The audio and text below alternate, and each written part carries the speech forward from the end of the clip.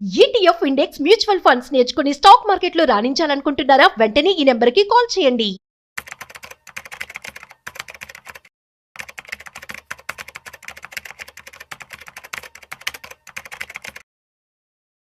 Hi hello welcome to Suman TV. ఈరోజు మనతో పాటు ఉన్నారు సుందర్ రామరెడ్డి గారు, stock market investor as well as stock market analyst.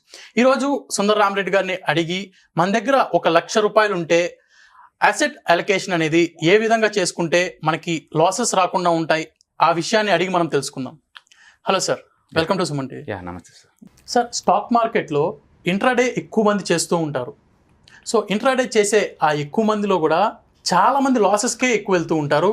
కొంత పర్సెంట్ మాత్రమే ప్రాఫిట్స్తో బయటకు వస్తారు by the day end. So ఈ లాసెస్ నుంచి తప్పించుకోవడానికి ఎలాంటి స్ట్రాటజీస్ ఉంటాయి? సో బెస్ట్ స్ట్రాటజీస్ కొన్ని మా ఆడియన్స్ కోసం. రైట్. సో బేసికల్గా మార్కెట్ ఎందుకు అప్ ట్రెండ్ కానీ డౌన్ ట్రెండ్ వెళ్తుందో మనం ఆలోచించుకోవాలండి. మీరు నేను కొంటే అది మూవ్ అవ్వదు, ఇన్స్టిట్యూషనల్ కొంటే మూవ్ అవుతుంది. అంటే ఈ మార్కెట్ మూవ్ అవ్వాలి అంటే ఖచ్చితంగా స్మార్ట్ మనీ ఎంటర్ అవ్వాల్సిందే. అది మ్యూచువల్ ఫండ్స్ కావచ్చు, ఇన్సూరెన్స్ కంపెనీస్ కావచ్చు, ఎఫ్ఐఎస్ కావచ్చు. వాళ్ళు మార్కెట్లోకి ఎంటర్ అయినప్పుడు మాత్రమే మూవ్ అవుద్ది. మీరు 100 స్టాక్స్ కొంటే మార్కెట్ మూవ్ అవ్వదు. ఓకే, సో మార్కెట్ మూవ్ అవ్వాలంటే ఆ ట్రెండ్ ఎవరు క్రియేట్ చేస్తున్నారు? స్మార్ట్ మనీ క్రియేట్ చేస్తుంది, ఇన్స్టిట్యూషన్ క్రియేట్ చేస్తారు. మనం వాళ్ళని ఫాలో అవటం మనం చేయాల్సిందే. వాళ్ళు ఎప్పుడు మీరు వాడే టెక్నికల్ టూల్స్ వాడరు. ఒక ఎఫ్ఐఎస్ ఎవరు కూడా మూవింగ్ యావరేజ్ చూసి బై చేయాలని ట్రై చేయడు, RSI 50 ఉంది కదని చెప్పేసి ఇన్వెస్ట్ చేయడు. ఓకే, సో మనం వాళ్ళ ట్రాకింగ్ కోసం మనంతటా మనం డెవలప్ చేసిన సిస్టమ్ ఇది అంతే. ఓకే, అందుకని స్టాక్ పికింగ్ చేసేటప్పుడే దానికి అసలు డిమాండ్ ఉందా లేదా చూస్తే అలాంటి పిక్ చేసుకోవాలి. స్ట్రైట్గా మీరు ఇంటర్డేకి వచ్చేసారనుకోండి, ఇక మార్నింగ్ అప్పుడు హడావుడి పట్టడం కాదు. ఈ రోజు నైటే రేపు స్టాక్స్ ఏమేంటి పిక్ చేసుకోవాలని క్లారిటీ నీకు ఉండాలా. చాలా మంది ఏంటంటే రకరకాల యాంగిల్లో స్టాక్స్ పిక్ చేసుకుంటారు. For example 1 lakh plus technical tools ఉన్నాయి స్టాక్ మార్కెట్లో. బట్ అవన్నీ కూడా 4 dimensions వర్క్ చేస్తాయి. ఒకటి ట్రెండింగ్ టూల్స్, మార్కెట్ ట్రెండ్ అవుతుందా లేదా, అయితే అప్ ట్రెండా డౌన్ ట్రెండా తెలుసుకోవడం కోసం ట్రెండింగ్ ఇండికేటర్స్ వాడుతుంటారు. మూమెంటం ఇండికేటర్స్, వాటిని మనం ఆసిలేటర్స్ కూడా అంటారు. అవి ఏంటంటే స్పీడ్ చెప్తాయి, ఎంత స్పీడ్తో మార్కెట్ వెళ్తుంది అనేది. సో అప్ ట్రెండ్ వెళ్తుంది మార్కెట్, డౌన్ ట్రెండ్ ఎంత స్పీడ్తో వెళ్తుంది చెప్పడం కోసం మనం ఆసిలేటర్స్ వాడతాము. తర్వాత వాలటిలిటీ ఇండికేటర్స్, సడన్ గా అన్ఎక్స్పెక్టెడ్ మూవ్ జరిగింది అనుకోండి బిగ్గా, దాన్ని మనం వాలటిలిటీ అంటాం. అది సర్ప్రైజ్, పాజిటివ్ ఉండొచ్చు, నెగిటివ్ ఉండొచ్చు. Okay, volatility. అలాగే వాల్యూమ్, ఎంత పెద్ద వాల్యూమ్ మార్కెట్లోకి పార్టిసిపేట్ అని చెప్పేసి మనం తీసుకోవచ్చు. సో ఈ 4 వాటిలో మీరు మీ సిస్టంలో దేనికి ఇంపార్టెన్స్ ఇస్తున్నారు అన్నది చాలా ఇంపార్టెంట్. మీరు వాల్యూమ్కి ఇంపార్టెన్స్ ఇస్తున్నారా, లేదా మూమెంటానికి ఇంపార్టెన్స్ ఇస్తున్నారా, లేదా ట్రెండింగ్ ఫాలోయింగ్ అవుతున్నారు, ఏమి మీరు చూస్తున్నారు అనేది మీకు క్లారిటీ ఉండాలి. ఫర్ ఎగ్జాంపుల్ ఎస్టర్డే ఈ రోజు హైలో క్లోజ్ అయింది అనుకోండి, ఒక స్టాక్ ఈ రోజు మార్నింగ్తో కంపేర్ చేసుకుంటే హైలో క్లోజ్ అయింది. ఎందుకు అది క్లోజ్ అయ్యి ఉండొచ్చు హైలో అంటే? డిమాండ్ ఉండబట్టే కదా. అంటే ఈ రోజు ఏ స్టాక్స్ అయితే హైలో క్లోజ్ అయినాయో బై డిఫాల్ట్ అవి రేపు కూడా పనికి వస్తాయి. రేపు ఇంటర్డే మార్నింగ్ ఇంటర్డే పనికి వస్తుంది.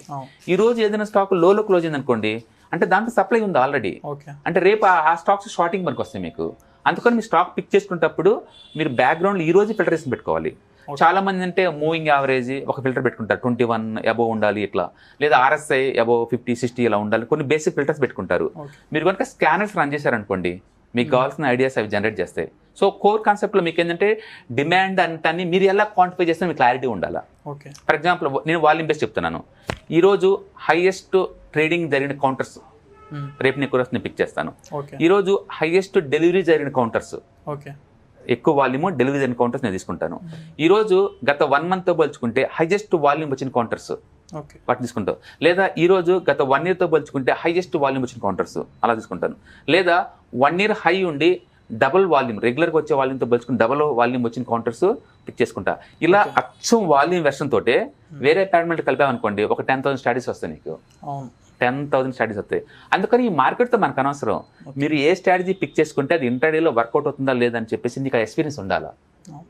ఓకే, చాలా మంది చేస్తారంటే ఒక మూమెంటం, ఒక ట్రెండ్, ఈ రెండు కంబైన్ చేసి ఫిల్టర్ చేస్తారు స్టాక్స్ని. కొన్ని స్టాక్ లిస్ట్ వస్తాయి కదా, ఈ లిస్ట్ ఇంటర్డేలో ఈ రోజు హాట్ సెక్టర్ ఏముంది, ఈ రోజు ఏ రోజుకి ఆ రోజు హాట్ సెక్టర్ వస్తూ ఉంటుంది. మ్యూచువల్ ఫండ్స్ బై చేసి అనుకోండి, మనలాగా సింగిల్ స్టాక్ కొనేవాళ్ళు టోటల్ సెక్టర్ని కొంటారు వాళ్ళు.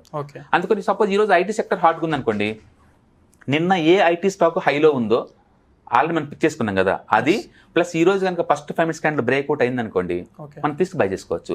దీనికి మీరు VWAP లేకపోతే మూవింగ్ యావరేజ్ లేదా RSI లేదా వాల్యూమ్ ప్రొఫైల్ ఇలాంటి మొత్తం అడిషనల్గా యాడ్ చేశారనుకోండి, అక్యూరసీ పెరుగుతుంది బై డిఫాల్ట్. అందుకని సింపుల్గా ఒక స్ట్రాటజీతో ఇది వర్కౌట్ అని చెప్పలేము.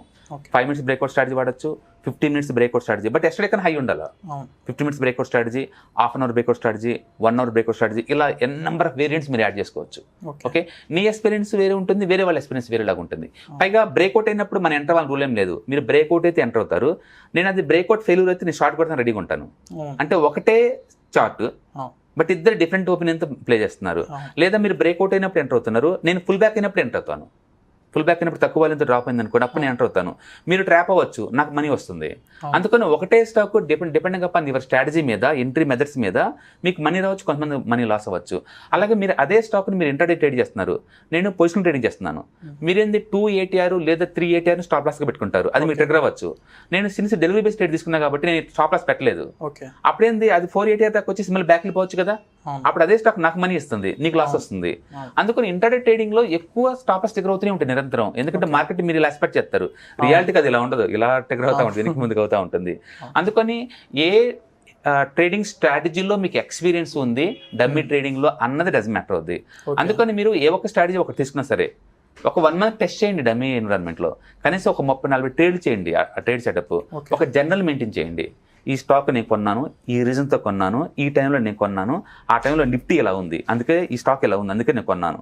ఓకే, వర్కౌట్ అయిందా లేదా, ఎప్పుడు క్లోజ్ చేశారు, ఎందుకు క్లోజ్ చేశారు, ఇలా రీజన్స్ మొత్తాన్ని కనుక మీరు జర్నల్ లాగా ఎక్సెల్ షీట్లు పెట్టుకున్నారనుకోండి, మీకు ఆ ట్రేడ్ వర్కౌట్ అయితే ఎందుకు అయింది, వర్కౌట్ కాకపోతే ఎందుకు కలిసి క్లారిటీ వస్తుంది. అలాంటి సినారియో మార్కెట్ వచ్చినప్పుడు మీరు ట్రేడ్ చేస్తూ ఉన్నారనుకోండి మల్టిపుల్ టైమ్స్, అప్పుడు నీకు స్ట్రాటజీ డెవలప్ అవుద్ది. ఓకే, ఈ కండిషన్స్ మెట్ అవుతే నేను ట్రేడ్ చేస్తాను, లేకపోతే నేను చిన్న అనుకోండి, అప్పుడు హై ప్రాబిలిటీకి వెళ్తుంది. నిజం చెప్పాలంటే ఏ స్ట్రాటజీ కూడా 100% స్టాక్ మార్కెట్లో వర్క్ చేయదు. సైడ్ వే మార్కెట్లో ఉన్న స్ట్రాటజీస్ ట్రెండింగ్లో పనిచేయవు, ట్రెండింగ్లో ఉన్న రివర్స్లో పనిచేయదు. అందుకని ఆ మార్కెట్ కండిషన్ తగ్గట్టు మీ దగ్గర 2-3 స్ట్రాటజీస్ ఉండాలి.